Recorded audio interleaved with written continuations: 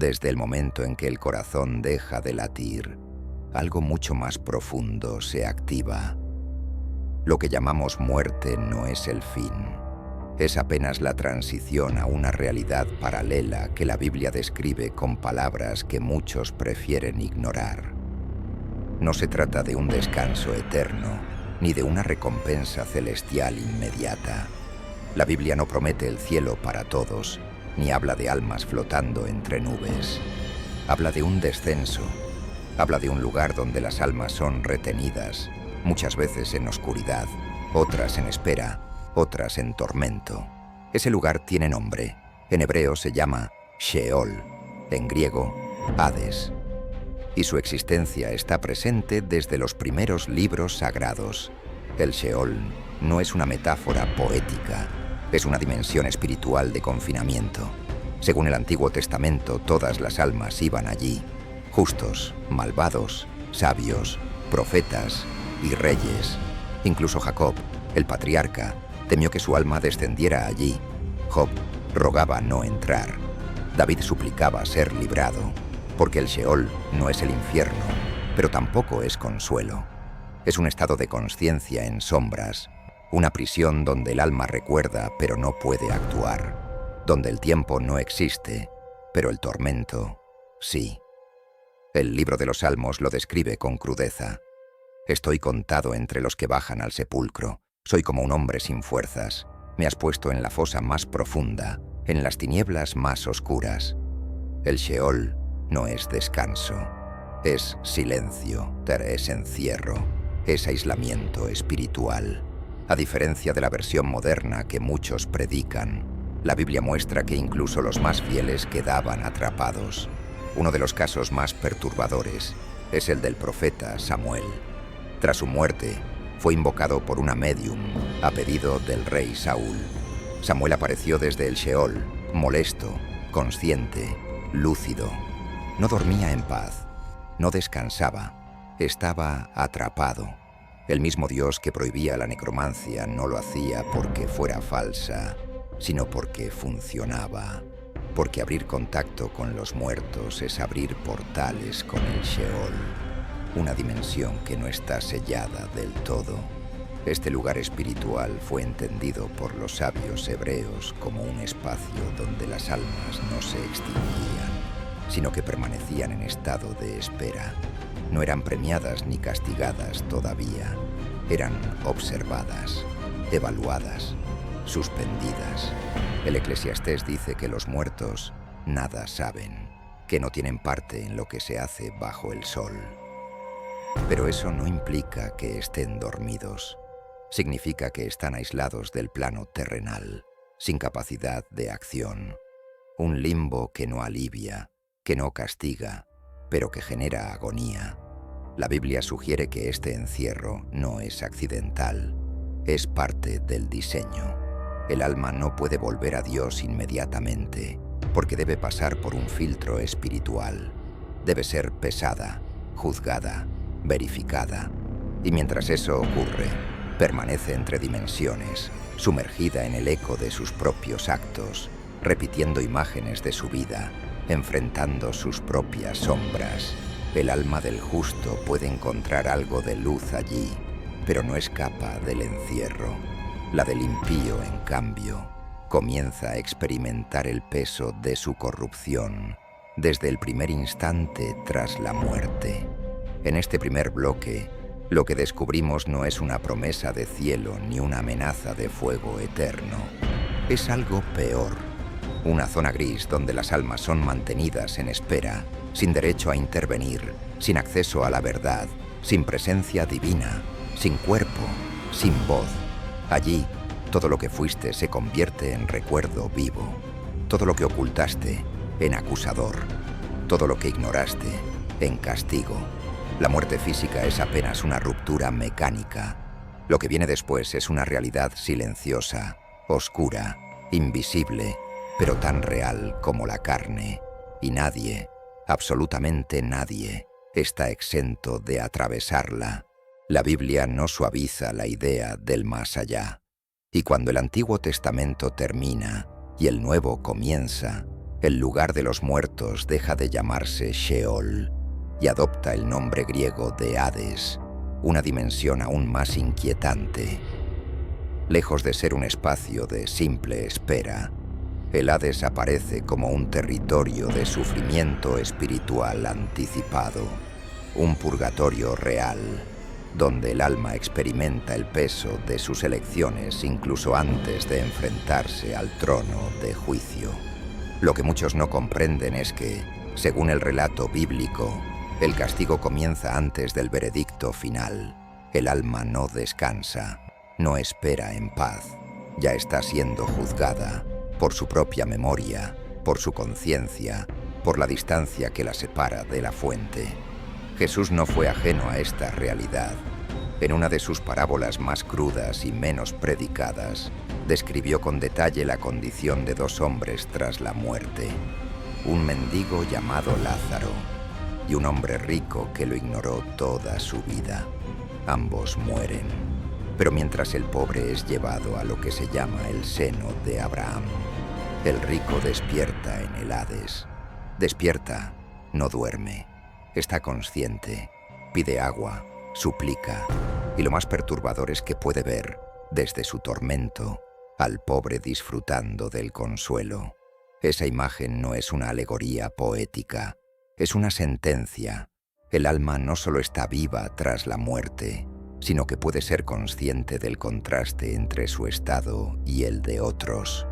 La culpa se transforma en fuego, el remordimiento en sed, la memoria en castigo. Lo más terrible de este relato es que, en ningún momento, el rico es juzgado oficialmente. No ha llegado el fin de los tiempos. No hay ángeles que lo condenan. No hay tribunal. Solo hay dolor. El alma, sin necesidad de juicio externo, reconoce que no tiene justificación. Y el texto deja claro que existe un abismo que no se puede cruzar, una barrera espiritual permanente entre los que están en tormento y los que alcanzaron descanso. Es decir, la separación no solo es moral o espiritual, es estructural y es definitiva. Este concepto rompe con la falsa seguridad de muchos creyentes modernos que piensan que el juicio es una escena futura y lejana. Según la Biblia, el juicio comienza en el instante en que el alma es arrancada del cuerpo. Lo que fuiste, lo que amaste, lo que adoraste, define el lugar al que eres arrastrado. No hay pausa, no hay apelación, no hay sorpresa. El alma ya sabe a quién pertenece. Y si durante tu vida serviste al ego, al sistema, al dinero, a doctrinas falsas, no importa cuántas oraciones hagas en tu lecho de muerte, no hay disfraz espiritual que oculte la verdad. Y si el Hades es un preludio de castigo, ¿qué ocurre con los que fueron considerados justos? La Biblia no ofrece garantías inmediatas de gloria. Habla del seno de Abraham, una expresión judía que simboliza un lugar de consuelo temporal. No es el cielo. Es un espacio apartado del Hades, pero también separado del trono de Dios. Incluso las almas fieles, según el Nuevo Testamento, no acceden directamente al reino eterno. Esperan, son preservadas, pero no reinan aún. Esto demuestra que la eternidad es un proceso, y la muerte no es el acceso automático al paraíso que tantas religiones predican por conveniencia. La gran pregunta entonces es: ¿qué hizo Cristo mientras su cuerpo yacía muerto? La Biblia no deja ese misterio completamente sellado. En la primera carta de Pedro se afirma que Jesús, muerto en la carne pero vivificado en el espíritu, descendió a las prisiones espirituales para predicar a los espíritus que estaban allí desde los días de Noé. No fue al cielo, fue al inframundo, al mismo Hades, no como víctima, sino como conquistador. Bajó al territorio de los muertos, no para liberarlos a todos, sino para declarar su autoridad. Efesios 4:9 lo reafirma. Subió, ¿qué es sino que también había descendido primero a las partes más bajas de la tierra? Este descenso significa que el reino de la muerte no está sellado al poder divino, pero también confirma algo aterrador. Hay almas que no fueron liberadas ni siquiera por Cristo. Solo unos pocos fueron sacados. Los demás continúan ahí, esperando el juicio, sufriendo en sombra, condenados sin sentencia formal. El Hades, por tanto, no es solo un símbolo, es una dimensión real, estructurada, con jerarquías.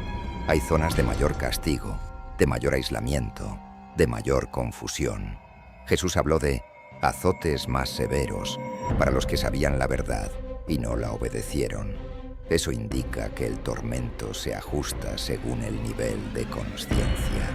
El que pecó en ignorancia cae en oscuridad, pero el que pecó con pleno conocimiento de la verdad es destrozado por la culpa multiplicada. Este nivel de castigo previo al juicio no es eterno, pero sí es agónico. Y lo peor es que el alma no está sola. Según diversas referencias bíblicas y apócrifas, en el Hades no solo hay fuego y silencio, hay también seres, presencias, entidades que no son humanas, que habitan esos planos como carceleros, como testigos, como parásitos. No todos los tormentos del alma vienen de sí misma. Algunos son infligidos, algunos son rituales, y esos seres no tienen compasión, no responden a oraciones, no se conmueven por lágrimas, porque el alma allí ya no tiene voz, solo memoria, solo juicio interno, solo verdad. La muerte, según la Biblia, es el paso a un escenario donde lo espiritual deja de ser teoría y se vuelve prisión. Lo que viene después no es descanso, es realidad cruda. Y en esa dimensión, la justicia no espera al juicio final para manifestarse. Comienza desde el momento exacto en que la última exhalación abandona el cuerpo. Uno de los mayores errores del pensamiento moderno es asumir que todas las almas son iguales, que cada ser humano tiene por defecto una chispa divina inquebrantable, que todos, sin excepción, tienen las mismas oportunidades espirituales. Pero la Biblia, cuando se lee sin filtros religiosos ni moralismos diluidos, ofrece un retrato mucho más crudo. Existen almas rotas, deformadas, contaminadas. Existen almas que no fueron sembradas por el Creador. Almas que, aunque habitan cuerpos humanos, no volverán jamás. Porque no todas las almas pertenecen al reino de los cielos. Algunas nacen para ser juzgadas, otras para ser descartadas. Uno de los dilemas más complejos dentro de la teología bíblica es el destino de aquellos que jamás conocieron a Dios, los que vivieron alejados de la fe, sin contacto con las Escrituras, sin guía espiritual. ¿Serán juzgados por no creer? ¿Serán castigados por ignorancia? La respuesta bíblica no es clara, pero sí es directa. Cada uno será juzgado según la luz que tuvo. En Romanos 2, el apóstol Pablo afirma que incluso los que no tienen la ley serán juzgados por su conciencia, por la ley escrita en su interior. Es decir, nadie escapa del juicio, porque aunque no se haya predicado en su idioma, la verdad quedó impresa en la moral, en el alma, en la intuición natural del bien y el mal. Quien la ignoró conscientemente, aunque no tuviera religión, se alejó del camino. Pero, ¿y los niños? ¿Qué sucede con las almas que mueren antes de comprender, antes de elegir, antes de vivir? Las Escrituras parecen abrir una puerta de gracia especial. Cuando David perdió a su hijo, producto de su pecado con Betsabé, afirmó: «Él no volverá a mí, pero yo iré a él». Esa frase revela una convicción espiritual.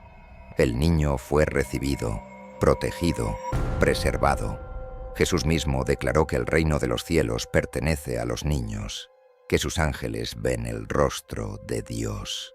Sin embargo, la Biblia también muestra que el alma puede ser corrompida desde la cuna, no por elección propia, sino por pactos espirituales, por herencias generacionales. por linajes oscuros.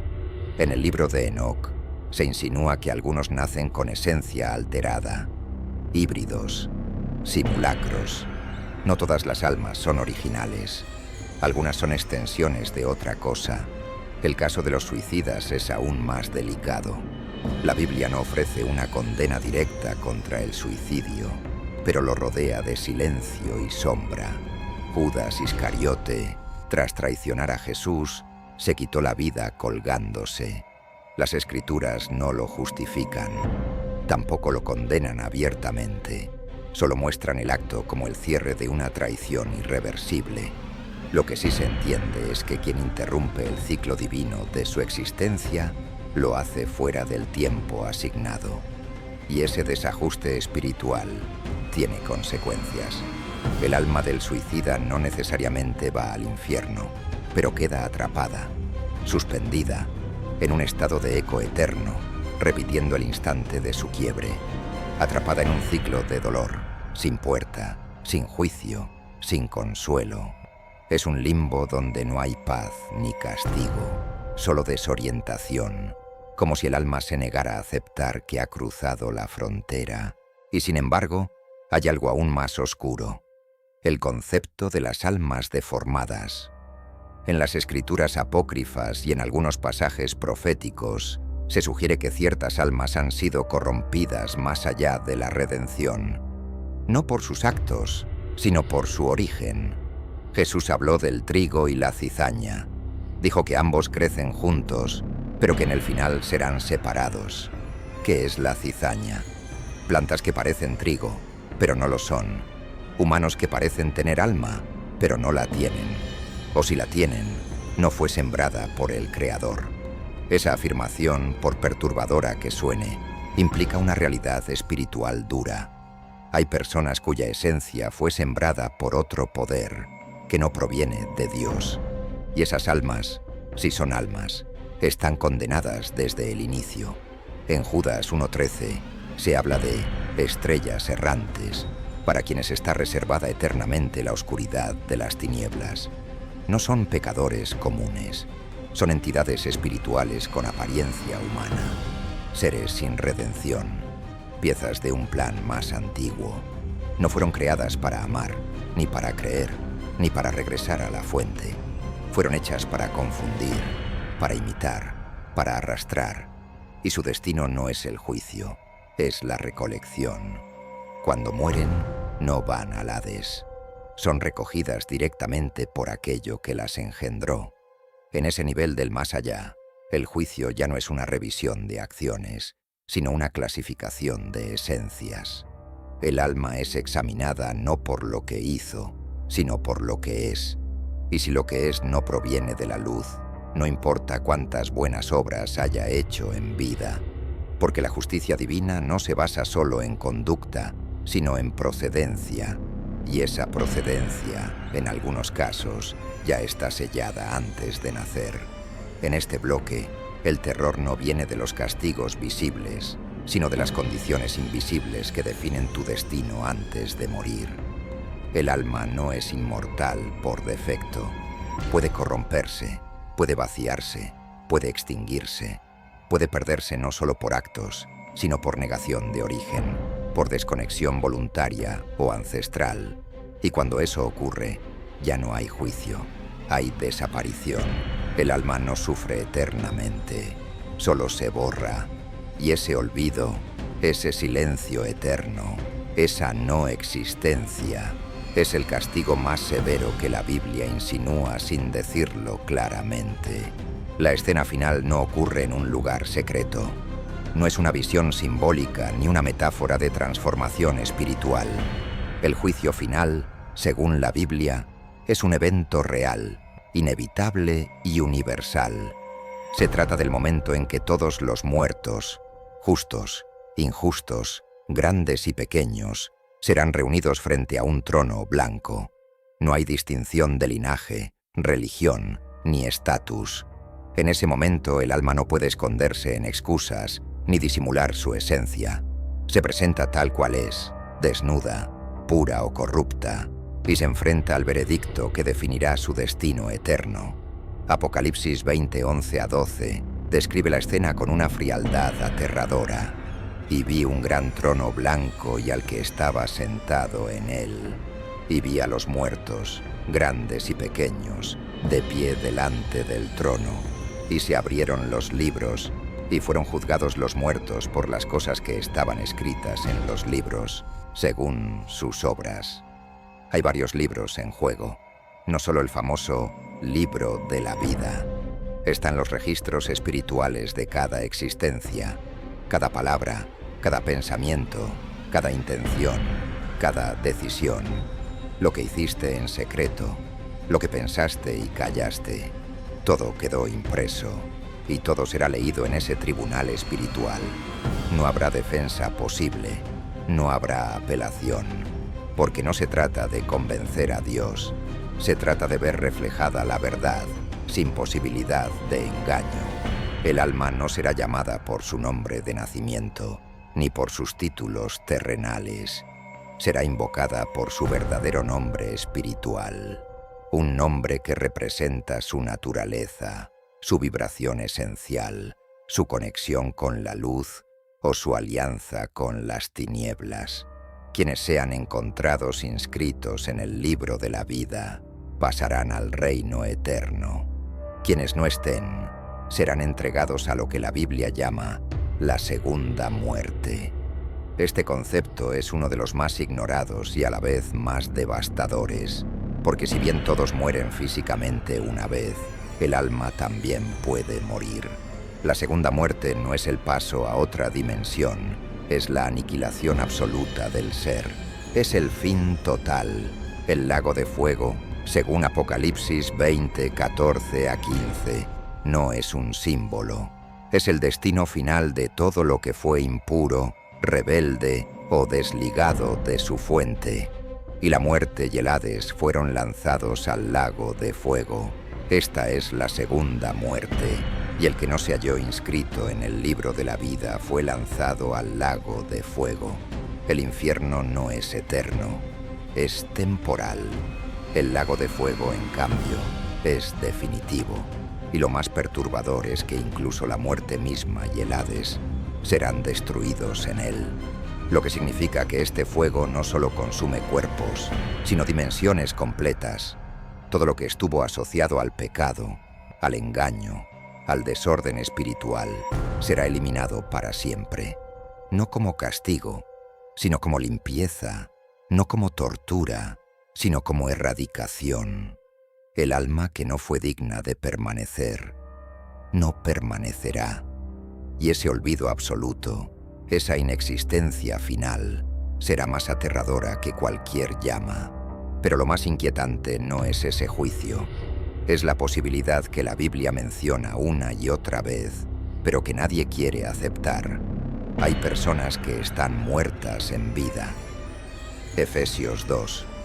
Uno lo dice sin rodeos. Estabais muertos en vuestros delitos y pecados.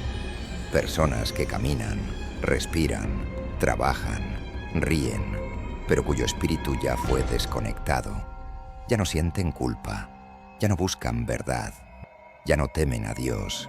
Son cuerpos animados por rutina, no por propósito. El alma no se desconecta en el momento de la muerte física. Se puede apagar mucho antes, por abandono, por traición a la verdad, por amor a la mentira. Y si alguien muere con el alma ya muerta, no hay juicio, no hay registro, no hay retorno, solo desaparición. Porque aunque todos resucitarán, no todos permanecerán. Daniel 12:2 lo advierte. Y muchos de los que duermen en el polvo de la tierra serán despertados, unos para vida eterna y otros para vergüenza y confusión perpetua. Esa confusión perpetua es el castigo de las almas que ya no pueden entender, que no pueden recibir, que no pueden regresar, no porque Dios no las quiera, sino porque ya no queda nada que salvar. Lo que la mayoría desconoce es que la eternidad no se hereda, se escoge y se confirma con cada acto, cada pensamiento, cada alianza espiritual. Nadie será sorprendido en el juicio. El alma sabe dónde pertenece. lo supo siempre, solo que se negó a aceptarlo. Y cuando el trono blanco se revele, ya no habrá más tiempo. Lo que fuiste será lo que eres, y lo que eres será lo que recibirás. En este cierre no hay consuelo fácil. La muerte no es descanso, no es transformación inmediata, es una puerta, y lo que hay al otro lado no es destino, es consecuencia. La Biblia no ofrece finales felices para todos, solo ofrece un camino estrecho, difícil, solitario, pero real, y cada alma decidirá si lo recorre en vida o si será arrastrada después, sin retorno, a un juicio que no busca culpables, sino verdades eternas